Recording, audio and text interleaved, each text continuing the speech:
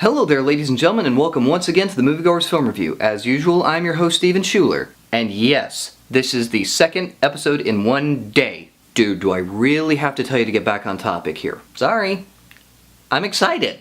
Well, this episode we're going over the film Jack the Giant Slayer, directed by Bryan Singer.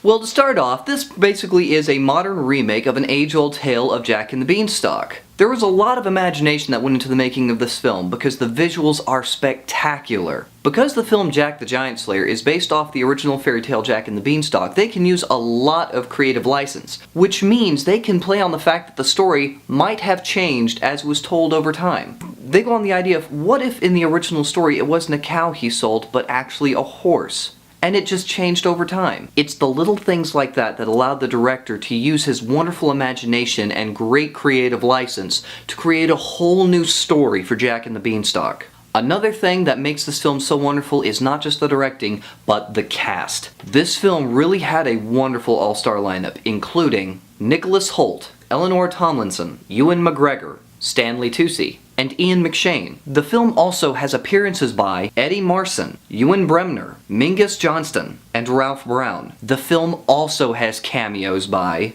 Christopher Fairbank and Warwick Davis. As a film nerd, I had to put these people in the review. They may have just had cameos, but these are brilliant actors. Now, in keeping with the theme of Jack the Giant Slayer, there are giants in the film. Now granted, you could put people in prosthetics and use some weird camera trickery, but they go the extra mile and have full-blown CGI characters so that they can be even more creative with the giants of this film. That means we have voice actors in this film, including Bill Nye, John Kasser, and Ben Daniels. We are talking about some of the best actors of modern day playing in a family film. That's how serious they took this movie. Now granted, the plot of this film is a little bit more complicated than the original fairy tale of just a kid gets duped and ends up getting beans for a cow that just happens to grade a giant beanstalk into the clouds where a city of giants live. This film creates an entire whole other side story for the film that is laid out right at the very beginning as a fairy tale. According to the new fairy tale that's laid out at the beginning of the film, a group of people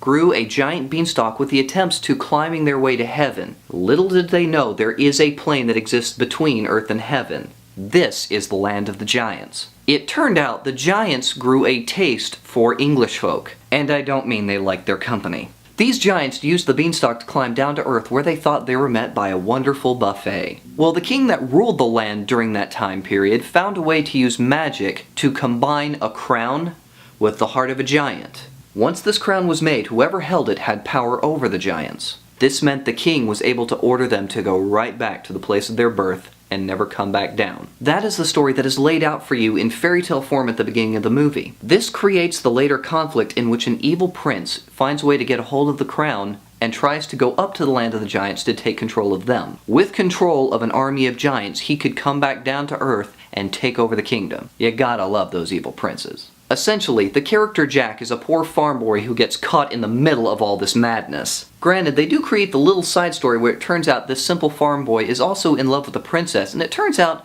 she loves him back. When it's between an evil prince that's twice your age and a simple farm boy that's the same age as you, the choice seems kinda obvious. Go with the farm boy that's the same age. Now, to give you a brief overview of the rest of the film, it basically starts out as a rescue mission because it turns out the princess was caught up in the beanstalk when it grew up to the land of the giants. So Jack and the captain of the guard and a few other guardsmen, along with the evil prince and his assistant, go up to try to rescue her. Well, then chaos ensues when you learn about the evil prince's hidden agenda. Now, I have to say, Bryan Singer, I really do think you topped yourself with this film. This may be your best directing job. I really love the film, really enjoyed it, and I hope all of you out there who see this video go see it as well.